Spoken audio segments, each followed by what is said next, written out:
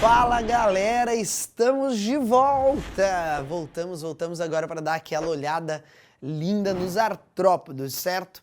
E a gente vai dar uma olhadinha nos artrópodos, mas as primeiras coisas que nós vamos ver dos artrópodos agora nessa aula é sobre a diversidade. Você vai conhecer quem são os artrópodos, nas suas características gerais e também seus representantes, né? Porque a gente está falando simplesmente do maior filo da zoologia, não existe ninguém nem perto dos artrópodes, né? Na realidade a gente podia ir além, né? Não existe ninguém nem perto dos insetos, quem dirá dos artrópodes em número de espécies e indivíduos. Então, eles são assim muito superiores em relação aos outros filos. Então, são importantes, caem muito nos vestibulares e a gente tem que saber isso aí e comparar e ver as partes que são importantes, certo? Primeiramente, eles são metazoários. O que é um indivíduo metazoário que a gente falou lá em quinidários pela primeira vez? São indivíduos que já possuem tecidos verdadeiros. Qual é, então, Alisson, o único cara chamado de parazoário? Somente os poríferos. Eles são os únicos que não vão possuir tecidos verdadeiros. Enterozoários. O que são indivíduos enterozoários? São indivíduos que possuem uma cavidade digestiva. Eu te faço uma pergunta, isso aqui surgiu nos artrópodes? Não, isso aqui surge aonde? Os enterozoários, eles surgem lá atrás nos nossos quinidários também. Só que lembre que os quinidários são enterozoários incompletos. Surgem os enterozoários completos nos nossos queridíssimos nemateumintos, os nematódios. Perfeito? Alisson, como você é chato. Você fica só revisando a matéria. Galera, eu já te falei uma, duas, sei lá quantas vezes eu já te falei, mas a zoologia, na maior parte dos vestibulares, ela é como? Ela é comparada. Então, esse exercício qual eu faço sempre quando eu inicio as aulas é justamente para que faça sentido na sua mente. Senão a zoologia ela vai ficar decorada e decorar, tudo que você decora você acaba esquecendo. Então eu quero que você faça esse link entre os filos, monte uma tabela comparando esses filos.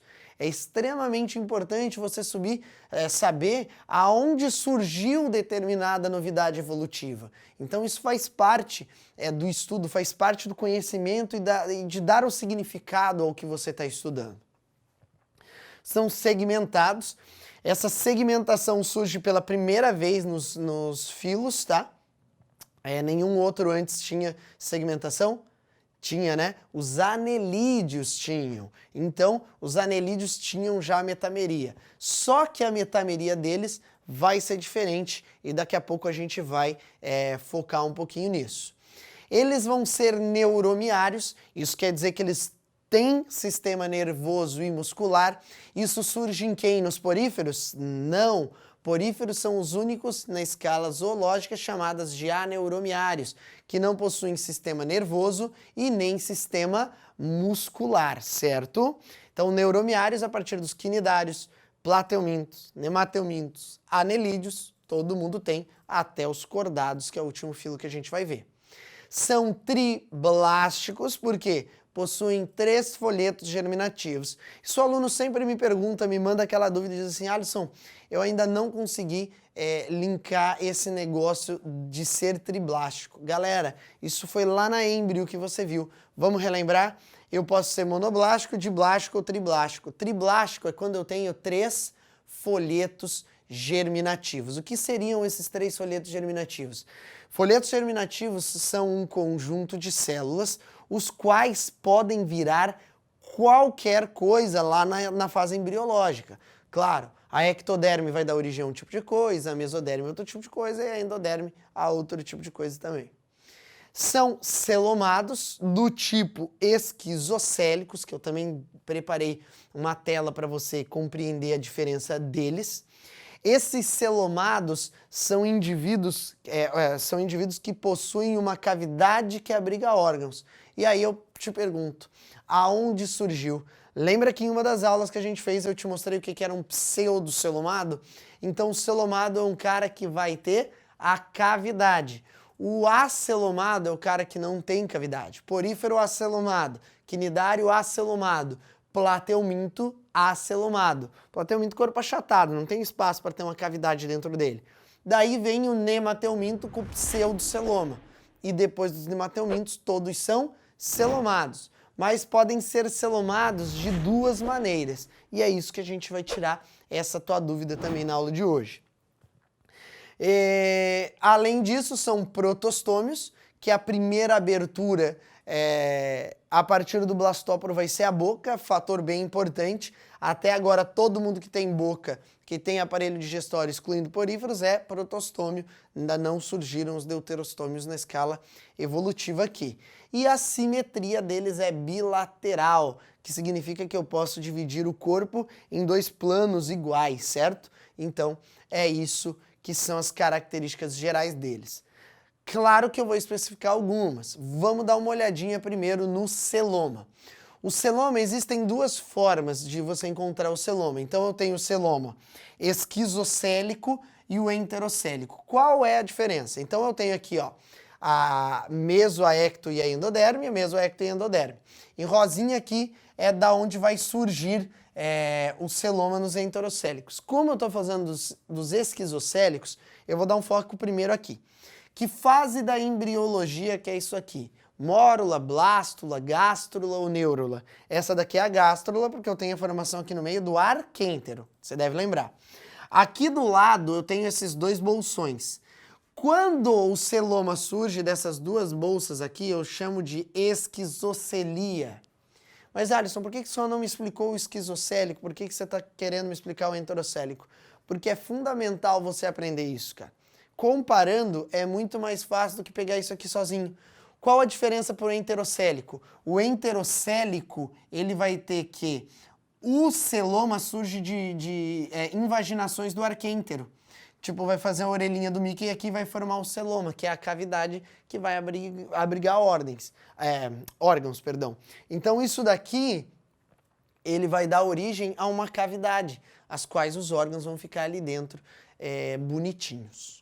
Massa? Show de bola. Aí eu tenho a metameria, que é a mesma coisa que segmentação. Eu mudo o nome porque eu preciso que você saiba os dois, pois os vestibulares acabam cobrando essas duas coisas. A metameria, ela pode ser heterônoma neles, porque nos anelídeos era homônoma. Lembra que os anéis eram do mesmo tamanho? Aqui não. Aqui a divisão se dá cabeça, tórax e abdômen, por exemplo, no inseto, esse inseto lindo, maravilhoso. Daí vem esse animalzinho abençoado por Deus aqui, chamado de aranha, que é dividido em cefalotórax e abdômen. Olha a divisão aqui, ó. Cefalotórax e o abdômen. Então, por que eu digo que é heterônoma? Porque elas não são iguais, elas têm tamanhos diferentes. Então, por isso que a metameria deles é chamada de metameria heterônoma, porque ela é diferente. Nos anelídeos, compara. Nos anelídeos a metameria existe? Existe, mas ela é homônoma. Os anéis são todos do mesmo tamanho. Show? Exoesqueleto de quitina, outra característica importante presente nesses caras, tá? Eles vão ter essa exúvia, que é essa carapaça a qual eles vão ter que perder. Esse exoesqueleto é de quitina. Quitina, você já viu lá na frente que a quitina é um polissacarídeo estrutural. Então isso aqui é açúcar. Ele é obrigado a perder para poder crescer, que é outra coisa que a gente já vai falar. Mas é uma característica geral dos artrópodes. Eles têm isso como uma característica importante. Apêndices articulados, novamente uma aranhinha aqui para a gente dar uma olhadinha. Olha, eles vão ter a coxa, o trocânter, o fêmur, a tíbia, o tarsus e vários outros tarsos. Então, surge nesses indivíduos, o que facilita demais a locomoção deles, a articulação de todas essas regiões. É por isso que a aranha, ela caminha daquele jeito maravilhoso que dá uma agonia, né? Então, ela vai ter todas as suas patinhas articuladas.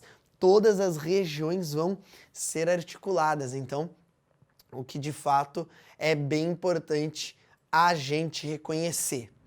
E aí vem aquilo que eu disse que eu ia falar, que é a equidise. Eu coloquei essa imagem aqui porque ela representa muito, tá? Esse é um inseto que acabou perdendo, então, a sua carapaça para poder crescer. Mas a comparação de crescimento entre nós e os artrópodes, ela é igual ou ela é diferente? Vamos dar uma olhada?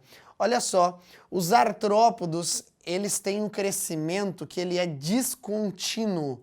Eles crescem em determinados momentos. Já o nosso crescimento, ele é um crescimento contínuo, que chega a uma estabilidade em uma determinada fase da tua vida. Mas a pergunta é, por que o crescimento de um artrópodo, ele é descontínuo? Ele é descontínuo, galera, porque ele precisa sofrer um processo chamado muda, que é o quê? É a perda dessa carapaça. Então, o que está ao redor do inseto, ele precisa perder. Quando ele perde, o que acontece? Ele consegue crescer. São as fases às quais ele cresce. Então a muda, que é esse processo que ocorre aqui, é a perda do exoesqueleto quitinoso, certo? Basicamente isso são as características gerais desses artrópodos. E aí eu coloco aqui mais algumas imagens para a gente relacionar, ó. Corpo segmentado, cabeça, tórax e abdômen, aqui as asas dão uma impedida de olhar. Aqui eu tenho uma tarantulinha bonitinha, que não é bonitinha nada, cheia de pelos, né? Que você sabe que o que causa a reação são esses pelos entrando em contato. E aqui eu tenho a simetria bilateral, todos eles têm simetria bilateral. Se você separar o corpo deles, fica dividido em duas partes iguais, certo? Aqui dá para perceber exatamente nessa imagem. E aí a gente vai para a classificação desses caras. Eu não identifiquei para você poder identificar, mas acho que fica muito fácil de ver que aqui eu estou falando de insetos. Galera, seria impossível eu representar todos eles, tá? Tem inseto que tem asa, tem inseto que não tem asa, tem inseto que tem ferrão, tem inseto que não tem ferrão, tem inseto que pula, tem inseto que não pula. Cara, é absurdo a quantidade de insetos. Mas todos eles vão ter algumas características. E a principal que você deve olhar para diferenciar inseto, artrópodo, aracnídeo, crustáceo e os miriápodes é o número de patas. Esse é o único que em todos vai variar, tá? Todos os insetos, eles têm que ter 3 pares de patas. Todos. Ah, eu vi um que tinha mais de um par. Não é. Essa é a característica determinante, tem que ter 3 pares de patas. Show? Então aqui eu tenho alguns exemplos deles, né, para vocês. O mosquito, um baita de um transmissor de doenças, tem que ficar esperto. Aqui eu tenho os meus queridos aracnídeos, que a gente gosta de dizer que só existe a aranha, mas não, nós temos vários outros. Nós vamos especificar as características, mas pode ver. 4 pares de patas, então eu tenho 8 patas. Mas eu não tenho só a aranha, eu tenho o escorpião também como sendo um artrópodo. Eu tenho o ácaro, eu tenho o cravo da pele, eu tenho o opilião, que acaba caindo em algumas questões. E às vezes aparece a foto, às vezes você diz, mas agora o opilião é o quê? Conte as patas. Tem 8. É um aracnídeo, certo? Aqui a gente tem, então, o grupo dos crustáceos. Os crustáceos, cara, que eu vou ter, então, a lagosta, o lagostim, eu vou ter o crio, o siri, o caranguejo, o camarão. Cara, eu tenho muitas opções e uma variedade também absurda desses animais. Tenho que tomar cuidado para não confundir crustáceo com molusco. Isso é importante a gente fazer, tá? E aí nós temos os nossos queridos miriápodes, que vão ser a centopeia, que vai ter um par de patas por segmento, porque o corpo é todo dividido em segmentos, né? E esse daqui que vai ser o piolho de cobra, que tem 2 pares de patas por segmento. Então a única coisa para você diferenciar todos é exatamente o número de patas. Beleza, galera? Show de bola, um abraço. Valeu!